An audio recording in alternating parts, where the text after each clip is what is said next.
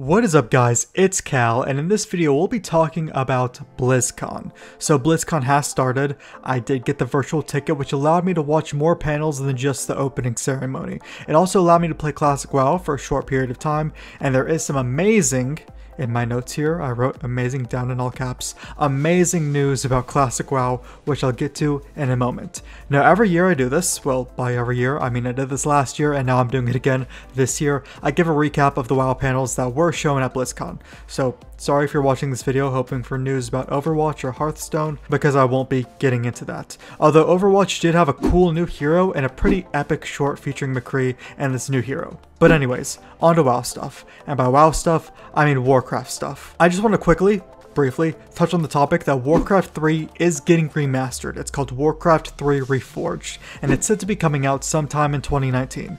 Now, I've never played Warcraft 3, don't hate me, but I was very young when it was in its prime. My Warcraft journey did start back in 2004 with Vanilla WoW. Now that I've set that segue up for myself, let's talk about WoW Classic. Now, WoW Classic is not something I go in-depth into much on my channel. I like to focus on the now, even if BFA might not be doing so good currently. I always like to be optimistic about things, but as I mentioned, WoW Classic is something near and dear to my heart, since it is what I started playing. It is pretty much a completely different game than what WoW is today. Anyways, enough rambling. What did they say about WoW Classic? Well, first off, it will be coming out in the summer of 2019. So that is awesome, but not exactly the super awesome news that I foreshadowed before. So when WoW Classic was first announced, the payment model was something that immediately came into people's minds. You know, they could do one of two things. Either tie the Classic WoW subscription into the current WoW subscription, or have it separate. Maybe not $15 a month like current WoW is, but they could have made it separate, and I would think this a lot, that it would be smarter to tie it into the current WoW subscription. Now I guess maybe I thought this because I didn't want to have to pay another subscription service for a game I love, but it was mainly because I believe that would draw in more players. Many people have quit this game because they enjoy Classic WoW more than current WoW. So if they were to tie it into the current subscription, that means those players that left, they may have left soon after BFA came out, or maybe sometime in Warlords, or maybe sometime in Cataclysm, because that's when the sub number started to really go down. But tying these subscriptions together would have that player come back to the game to experience Classic again, but they'll always have the option to play what's current. I mean, Classic isn't going to last forever, of course. It's not going to be updated. Classic WoW is starting on patch 1.12, so people may get bored of that and they may try what's current. And maybe they'll like it, maybe they won't. Anyways, the point I'm trying to get to is that Classic WoW subscription is being tied into the current BFA subscription. So to put that into simple terms, if you currently are able to play WoW, you're able to log on and get into Kul Tiran or Dazar'alor and play on your tunes, you will get Classic WoW for free. So there's that. Now let's get into current WoW. What all did they show us? Well, with the opening ceremony, this is the event that anyone could watch, they showed a new cinematic called Lost Honor. It's a really good cinematic between Anduin and Saurfang, so I'd highly recommend checking that out. A link to that will be in the description.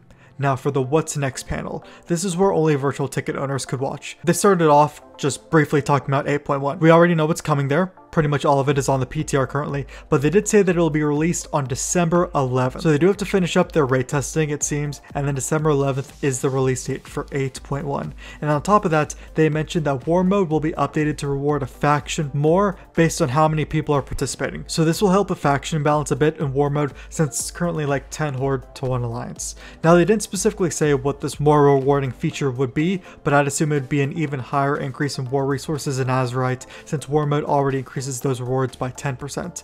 Then they also released a new cinematic for patch 8.1, Tides of Vengeance, which has Malfurion Stormrage ripping apart Nathanos Blightcaller's troops. It's a pretty cool cinematic that will be in the description. Oh yeah, one last thing I forgot to mention. The raid for Dazar'alor will be coming out in early January, so not right when 8.1 comes out, and the Crucible of Storms will be some point soon after that. Okay, anyways, for 8.1.5. Now this is actually going to be the patch in which we get Zandalari Trolls and Kul Tiran Humans as allied races. So all of the classes they can be have been confirmed.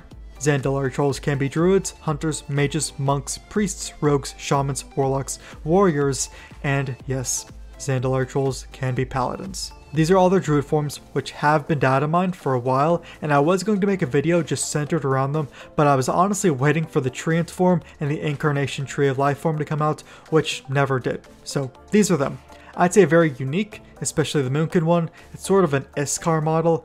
I forget what those bird models are called. And now they're racials. So they have Regenerated, concentrate to heal quickly over a short period of time, which is of course similar to the troll racial regeneration, which increases health regeneration by 10% passively. But this one seems like an ability that you actually use. Then there's Embrace of the Loa, which says that you pray to the Loa and gain their favor. No idea what that's supposed to mean yet. If it's anything like the Magar Orc racial Ancestral Call, then it'll increase your secondary stat, one of your secondary stats for some amount of time. But we don't know yet. Then City of Gold, it increases gold you loot for mobs. Then Pterodact Swoop, I guess this allows you to glide like a demon hunter, who knows. And then for the Kul Tiran Humans, which can be hunters, warriors, priests, rogues, monks, druids, and shamans. And these are their druid forms. Very Drust themed, and just like the Dazar'alor trolls, I wanted to wait for the tree forms to come out before making a video on these forms, but oh well.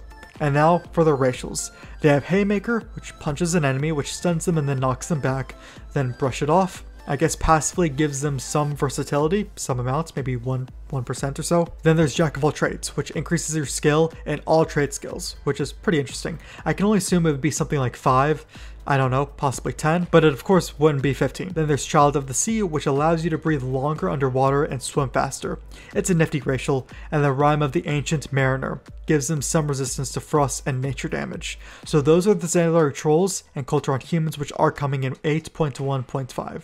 And then we have this thing. What is this thing, you may ask? Well, it obviously looks like it's from the Dark Mint Fair. It's a new roller coaster ride coming in the Dark Mint Fair. That's really all we know about it, and that is also coming in 8.1.5. Then for holidays, Children's Week is being updated to include Dazar'alor and Kul Tiran orphans that will lead to new companion pets that you can get. Then micro holidays. The Wanderers Festival is coming back. That's pretty much where you go to Krasring Wilds and Pandaria and then watch this one ceremony that's only during like one day of the year. And there's 2 new micro holidays, Vashir Diving and Shirt Day. Not too sure what those 2 are about, but remember that micro holidays never have any achievements, pet, or mount rewards with them. They're just something fun to do. Although some of them I think may have some transmog rewards. Anyways, there's going to be Warlords of Draenor Timewalking that's coming in 8.1.5. So it'll be able to relive that amazing expansion again. Remember? I said I like to be optimistic, and this will also allow us to get 2 new mounts from the Timewalking event. It's an Elk and a Wolf, Draenor themed, and it's something that I'm pretty excited about is that Orgrimmar and Stormwind are getting all new portal rooms. This is a place that will of course house all of the portals that are just scattered around both of the cities, because I know for Alliance it's confusing because you can go to the top of the Mage Tower and you'll find a portal to Borealis, and there's a portal at the top that goes to Outland, and then a portal at the bottom of the Mage Tower that goes to the Draenor version of the Blasted Lands, or is it the other way around? No one knows. And then you have to go all the way over here to get to all the Cataclysm areas, and then there's a portal right here to a random Pandaren village, and then a portal right here to the right of the King's Room, which goes to Ashran. I bet you didn't know that there was a portal there. And there's a portal right here for Broken Isles Dalaran. And then, oh yeah, there's a portal over here at the docks that goes to the Battle for Azeroth Darkshore. Did I miss any portals? Probably, but you get the point. They're all over the place, and in 8.1 there will now be a hub to house all of the portals. They also said that these portal hubs will be built in a way so they can easily expand for portals from future expansions. And then there will be new profession quests called Tools of the Trade, which will give professions new items, soulbound to that profession, which will be useful in some way. So they're trying to make professions more useful again. But anyways, for example, blacksmiths can make a Khazgorian hammer, which will allow you to repair your gear once every hour. This was actually data mined prior to Battle for Azeroth coming out, but it will now actually be added. Inscriptionists will be able to siphon the blood of the dead around them to heal them and create blood contracts. It's interesting. Anyways, the rest of them are on the screen now if you want to read what your profession gets. And then the Brawlers Guild is coming back. Well, there's some new questline about someone getting killed or something. I'm not too sure. But we did get new transmog sets for it, and we get Bruce as a mount. If you remember, Bruce was one of the bosses that we fought in the Brawlers Guild. And then finally in 8.1.5, something else I'm really excited about is that both Warsun Gulch and Arathi Basin are getting graphics updates. So these are some screenshots I took of what it will look like in 8.1.5. This is of course Warsun Gulch. They are revamping the map with current architecture. And then this is of course Arathi Basin.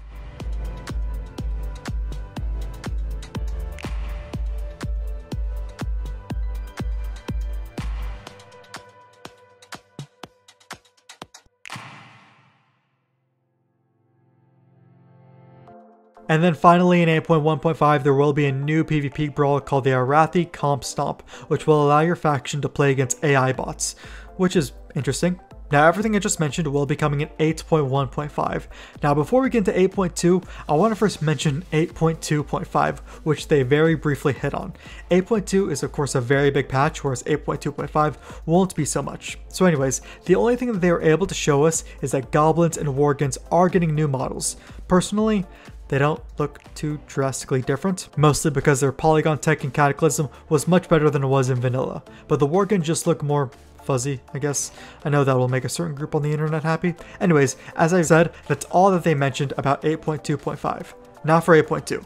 And honestly, it's giving us much more content than I imagined it would. So first off, it's called Rise of Azshara, meaning yes, we will face Azshara in it, and the new area being added is Nazjatar, which some people did predict. Now the storyline leading up to this patch is that it comes after the Battle of Dazar'alor raid. Both factions have lost many soldiers, also many ships, so the Naga, who have never liked us since vanilla, found that this is the perfect opportunity to strike. Now where is Nazjatar on the world map? Not too sure, but it is apparently located in a large crack in Azeroth that has formed, so the area is not underwater, but it is surrounded by waterfalls. So there is a map of the area. Both the Horde and Alliance hubs are at the bottom, and the Eternal Palace that you see there will be the new Azshara Eternal Palace raid that I'll get into in a moment. So in this area, there will of course be new quests and new friends. Now the three dudes you see at the bottom there, the Sea Giants, the Makruras, and the Gelbin, which we've all seen before, will actually be aiding the Horde through their questing. Now the Sea Creature dude you see on the right, their name escapes me. I forgot their name, honestly, from watching it, but they will be helping the Alliance through their questing. Now, they aren't allied races, they're just races we'll come across. Now, there's going to be new Trident transmog weapons, also new mounts, like this crab, which actually walks sideways, and an interesting looking seahorse. And of course, a baby Naga, wielding a fork. Now onto the Azshara's Eternal Palace raid. It will have 8 bosses. There will be some Naga hatchery scenario that goes down. I don't know, they said something about how we'll see how Naga are made.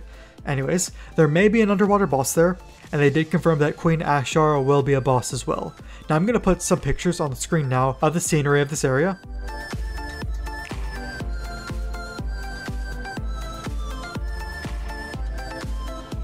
Okay, so we aren't done with 8.2. Remember how I said they're giving us much more stuff than I expected? Well, I expected them to be done when they showed Nazjatar, but nope. If you've quested through Kul Tiran, you may have come across this gnome.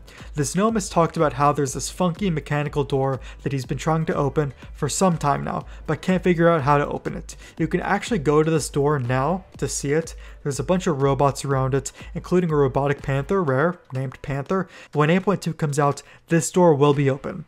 Inside of this door, there will be some device that points the player to a whole new zone. Of course, gnomes and goblins everywhere jump at this opportunity to try and decipher this device, and it ends up leading us to a new zone called Mechagnomes. And the story behind Mechagnomes is that it's being overrun by some outside force that shouldn't be there, so you as the player want to help the Mechagnomes, new Mechagnome models, you help them retake their city.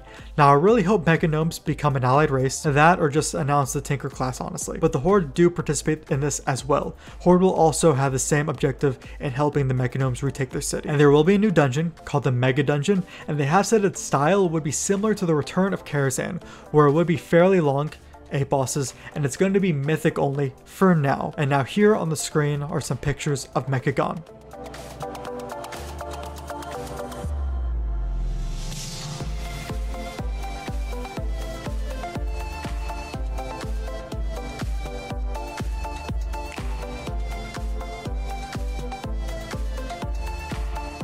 And then in 8.2 there will be 2 new heritage armor sets, so the Tauren are getting one, they will have a heritage quest showing their lore, and then of course the gnomes are getting one as well. Since in 8.1, dwarves and blood elves are getting heritage armor sets as we know. Then there's 2 new island expedition locations.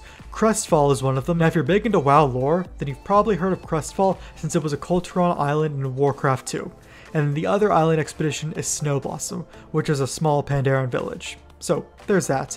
And there will be a new heroic warfronts where you can bring 10 plus players, and they put emphasis on the fact that you can actually fail these if you don't try hard enough, since the current normal warfronts, well, you can't really fail them unless you try really hard to fail them. There's a new PvP arena called the Mechagnomes Arena. Seems like it might be somewhat of an open area, which I'm a fan of. And then in 8.2 we'll be able to unlock flying, and we can get these robotic parrots somehow. Not sure how, they just put them on the screen with no explanation. So yeah, that is all of 8.2 as we know of just yet. Just for a recap, 2 new zones, Nazjatar Mechagon, a new raid, Ashar's Eternal Palace, new 8-boss Mythic Dungeon, Mechagon, Mega Dungeon, Gnome and Tauren, Heritage Armor Sets, new Island Expeditions, Heroic Warfronts, new Junker Gnome Arena, we unlock Flying, and then Battle for Azeroth Season 3 starts. And there you have it. That is all that the WoW panel had to show us. I do have high hopes for BFA, honestly. If I'm gonna be frankly honest here, I haven't been logging on all that much lately since I haven't found much to do, but I wasn't going to immediately judge the expansion as a whole until the first patch came out, and then I'm very excited for patch 8.2 as well. So anyways guys, that's everything for BlizzCon Day 1. If they say anything spectacular tomorrow for Day 2, actually when this is being uploaded, it will be Day 2, I'll make a video on that. But I think Day 2, as far as WoW is concerned, isn't going to tell us about any new content. There is a WoW Q&A panel that might clarify some things, and they might go more in depth into other things. So if that's the case, then look out for that. But anyways guys, that's it. If you enjoyed this video and thought it was interesting at all, then you can leave a like on it. You can sub to the channel for more videos like this, and I'll see you guys in the next video.